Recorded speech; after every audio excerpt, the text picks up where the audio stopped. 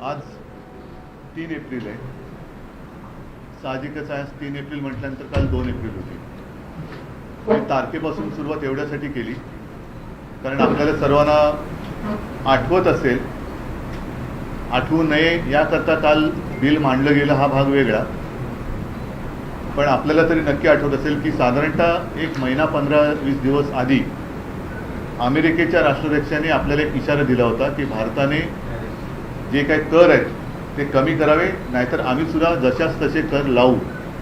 आणि त्या कराला सुरुवात, त्या कराच्या आकारणीला सुरुवात त्यांनी त्यांच्या 2 तारखेपासून म्हणजे आजपासून आपल्याकडे केले. शेअर मार्केट कोसळलं आहे अशी बातमी आहे. सेन्सेक्स बिन्सेक्स म्हणजे ही सगळी पडझड मोठ्या प्रमाणावरती होते आहे.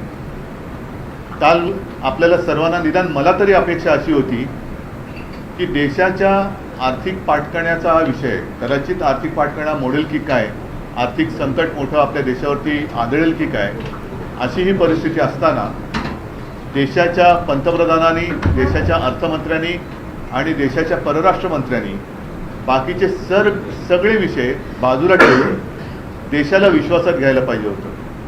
ह्या संकटाचा मुकाबला आपण काय करणार आहोत, आपल्याला काय पावलं उचलण्याची गरज आहे, आपण काय केलं तर त्याचा परिणाम काय होईल, त्याचा दुष्परिणाम काय होईल. आणि अशी जर का काल त्यांनी भूमिका घेतली असती तर आणखीन एक गोष्ट सांगतो की मी जेव्हा मुख्यमंत्री होतो तेव्हा चीन घुसला होता आपल्या देशामध्ये, अरुणाचल वगैरे त्या भागामध्ये. कोरोनाचा काळ होता. माननीय पंतप्रधानांनी त्यांनी व्हिडिओ कॉन्फरन्स घेतली होती. म्हणजे ते सुद्धा तेव्हा घरी बसून काम करत होते. देशातल्या सगळ्या राज्यातल्या मुख्यमंत्र्यांना आणि प्रमुख पक्षाच्या नेत्यांना त्यांनी व्हिडिओ कॉन्फरन्सिंगद्वारे विश्वासात घेतलं होतं. आम्ही सगळ्यांनी एकमुखाने त्यांना सांगितलं होतं की आपण देशाचे पंतप्रधान आहात, आपण देशाच्या हिताचेच निर्णय घ्याल अशी आम्हाला खात्री आणि विश्वास आहे. आपण याबाबत जो काही निर्णय घ्याल त्याला आमचा पाठिंबा असेल. जर त्याच पद्धतीने हे देशासमोर येणारं आर्थिक संकट सगळ्या देशवासियांना त्यांनी सांगितलं असतं आणि सगळ्यांना विश्वासात घेऊन आपण काय पावलं उचलणार आहोत हे सांगितलं असतं तर बरं झालं असतं. आम्ही एकमुखाने एका क्षणाचीही चर्चा न करता त्यांना पाठिंबा दिला असता. दुर्दैवाने तसं झालं नाही. उलटं आता असं वाटते की त्याच्याकडे दुर्लक्ष व्हावं.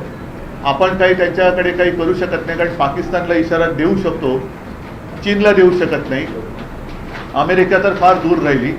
आणि मग काय करायचं असं आहे. त्याने ते जे काय करतील ते भोगत बसायचं आणि ते भोगतोय हे आपल्याला कळू द्यायचं नाही, म्हणून मग कुठेतरी वेगळे विषय काढायचे.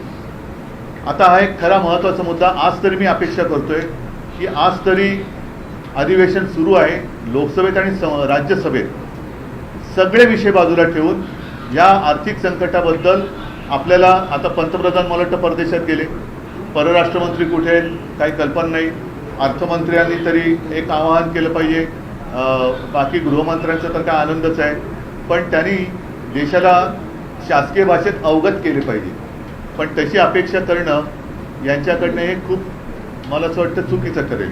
पण त्यांनी हे खरं करणं आज गरजेचं आहे.